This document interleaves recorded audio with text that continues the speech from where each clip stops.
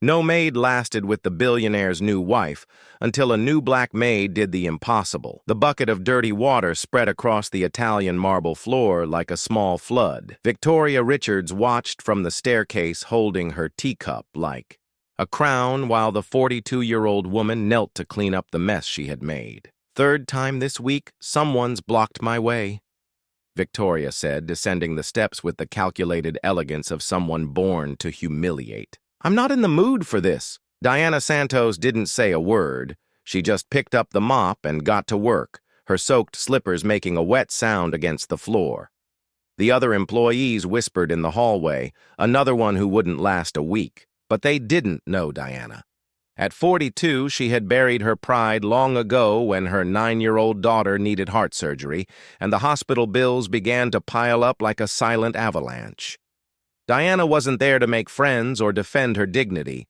She was there to survive. The mansion on Bishop Drive was known for two things: its breathtaking view of the bay and its impossible employee turnover. In 6 months, 9 maids had walked out the same black door, some crying, some silent. One even forgot her shoes in her rush to escape. Victoria was the second wife of William Richards, a 58-year-old oil tycoon. She was 33, had perfect skin, and a tongue sharp enough to cut glass. The older employees whispered that she made up for the age difference with extra cruelty, as if she needed to constantly prove she deserved to be there. "Do you understand English?" Victoria asked, watching Diana dry the floor. "Because when I speak, I expect a response." "Yes, ma'am," Diana replied quietly, still working. "Good, because disorganized people make me nervous. And when I get nervous—" Victoria left the sentence hanging in the air like a veiled threat. Diana nodded, finishing cleaning, but as she worked, her eyes caught something Victoria didn't notice. The small security camera in the corner of the room, capturing every second of this gratuitous humiliation. Victoria climbed the stairs satisfied, with yet another display of power, unaware that she was dealing with someone completely different from her previous maids. Diana wasn't just another victim desperate for a job. She was a woman who had learned to turn pain into strategy. And as she dried her hands on her apron, an almost imperceptible smile crossed her face. If you're enjoying this story of how patience can be the most powerful weapon against arrogance, don't forget to subscribe to the channel. Because what Diana would do in the coming days would prove that sometimes the quietest person in the room is exactly the one you should fear. Diana's first days at the Richards mansion followed a cruel and predictable pattern. Victoria woke up at 9 in the morning, demanding coffee at exactly 72 degrees, not hotter, not colder. When Diana got the temperature right, Victoria complained about the sugar. When she got the sugar right, the cup was dirty. When the cup was perfect, the coffee had gone cold. "Are you hard of hearing?" Victoria asked on the 4th morning, deliberately spilling coffee on the $5,000 Persian rug. "Because I swear I explained yesterday how I want my coffee." Diana knelt down to clean the stain discreetly, watching as Victoria posted a selfie on Instagram with a caption, "Some days you have to teach people how to do things right. Dr. Madam Life, Harter Standards." 15,000 likes in 20 minutes. What Victoria didn't know was that Diana had worked as an administrative manager at a hospital for 12 years before her daughter Emma needed a second heart surgery. The medical bills had eaten away at her savings, forcing her to take any job that paid enough to keep the appointments coming. Diana knew women like Victoria well. She had dealt with the wives of arrogant doctors who treated the staff like furniture. The difference was that now she had to swallow every humiliation in silence because Emma depended on that $3,500 a month paycheck. "My last maid lasted exactly 4 days," Victoria said casually as Diana folded clothes. "You know why? Because she thought she could play smart with me. She quickly found out that I don't tolerate insubordination." Victoria opened her laptop and showed the screen to Diana. It was a post in a closed Facebook group called Elite Ladies Network, where she had written, "Does anyone have any recommendations for a maid? The last one I hired was completely incompetent. and I had to fire her. These people don't understand that quality comes at a price. 143 supportive comments from other madams shared similar stories about the difficulty of finding good help these days. Diana read everything silently, but mentally noted every detail. Victoria didn't just humiliate her employees personally, she exposed them publicly to her wealthy friends for entertainment. "You can read, right?" Victoria laughed. "Or do. You want me to translate?" "I understand perfectly, ma'am," Diana replied calmly, continuing to fold the clothes with military precision. The following week, Victoria stepped up her psychological games. She hid the vacuum cleaner and then yelled at Diana for not cleaning properly. She changed the Wi-Fi password and accused Diana of stealing internet when she tried to check messages about Emma during her lunch break. The worst came on Friday. Diana was cleaning William's office when she found an open folder on his desk. Documents about donations to the Children's Heart Foundation, the same organization that had helped with part of Emma's surgery costs. Victoria walked into the office at that moment and saw Diana looking at the papers. "Curious, aren't you?" Victoria said, snapping the folder shut. "My husband loves to play the philanthropist.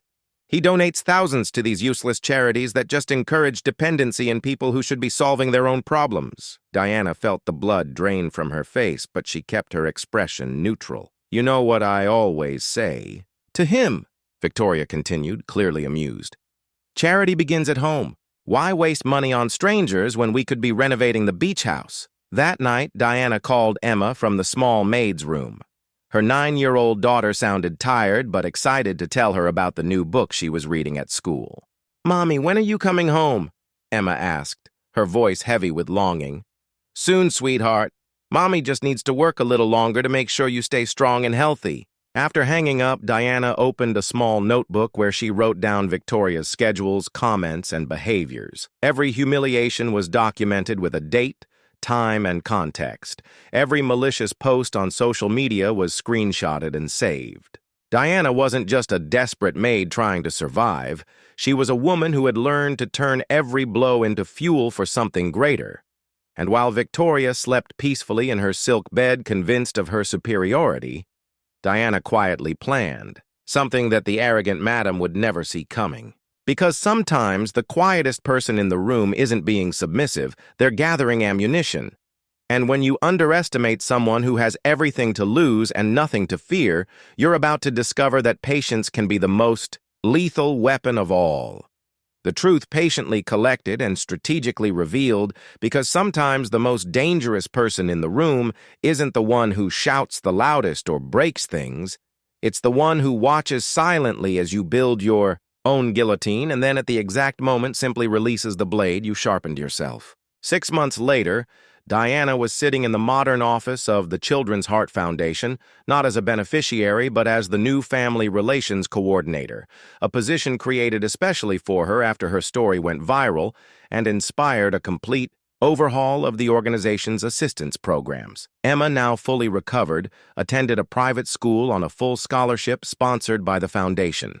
His heart tests showed a recovery that doctors called miraculous, but Diana knew there was nothing miraculous about it, just the power of a mother who refused to give up. "Mrs. Santos," said Dr. Martinez, entering the room with a genuine smile, "we just received 15 more applications for the program you developed. Families of domestic workers asking for medical help for their children." Diana nodded, organizing the documents on her desk. Each case received her personal attention because she knew exactly what it was like to be on the other side of that situation. Desperate, humiliated, but never without hope. Meanwhile, Victoria, Richard's life had turned into a never-ending series of consequences. The charity donation fraud scandal not only destroyed her reputation on social media, where her followers plummeted from 80,000 to less than 500, but also triggered a tax investigation that revealed years of tax evasion. William had filed for divorce 2 weeks after the exposé, discovering that Victoria had systematically sabotaged not only his charitable donations, but also interfered in important business decisions, costing the company millions in lost opportunities. "She's living in a rented apartment in Queens," Sarah Chen commented during lunch with Diana. "My cousin lives in the same building. Apparently, she doesn't even leave the house anymore. She's lost all her high society friends. Diana just nodded, showing neither satisfaction nor pity. She had learned that true justice needed no celebration. It simply happened like a natural force rebalancing the universe. The most significant moment came on a Thursday afternoon when William Richards showed up at the Foundation's office. Diana greeted him professionally without a trace of the fear or submission that had characterized their previous encounters. "Diana," he said, looking older and more tired than she remembered, "I want to apologize not just for what Victoria did, but for allowing it to happen in my home. I knew something was wrong, but I chose to ignore it." Diana studied his face for a moment. "Mr. Richards, sometimes people have to lose everything to discover who they really are. I believe you are fundamentally a good person who has lost his way. The difference is that you can still choose to be different." He nodded, handing her an envelope. "This is a personal donation to the new program you've created. Not from the company, from me. And there's something else." Diana opened the envelope and found a check for $200,000, along with an official document. "It's the deed to a small house in Westchester," William explained. "It has 3 bedrooms, a yard, and a good school in the neighborhood. I thought Emma deserved to grow up somewhere she could have friends and a normal life." Diana felt tears welling up in her eyes, but her voice remained steady. "Why are you doing this?" "Because you taught me that dignity cannot be bought or sold, only recognized." He paused. "And because my first daughter would be Emma's age now if she had survived. Maybe this is my way of honoring her memory." That night, Diana tucked Emma into bed in the small but cozy room of her current apartment, knowing that soon they would be in a house of their own, not because of charity, but because she had earned it through her own strength and integrity. "Mommy," Emma said sleepily, "the teacher said you're famous now. Is that true?" Diana smiled, kissing her daughter's forehead. "I'm not famous, sweetheart. I just reminded people of something they already knew in their hearts."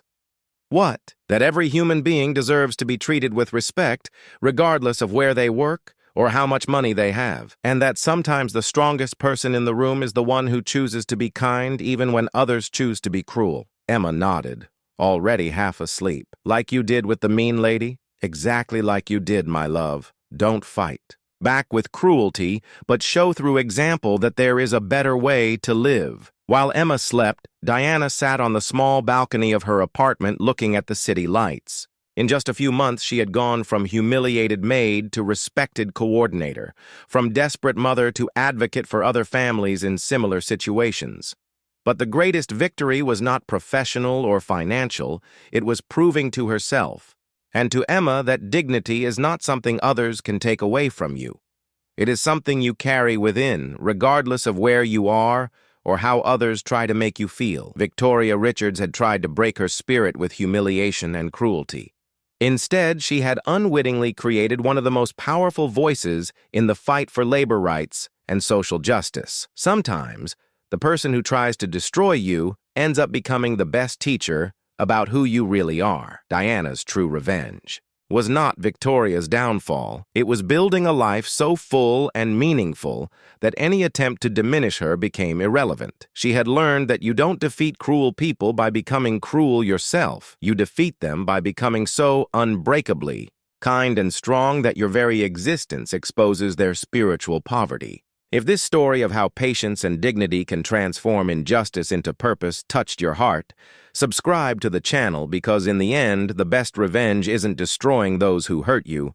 It's building something so beautiful that it makes all the pain worthwhile.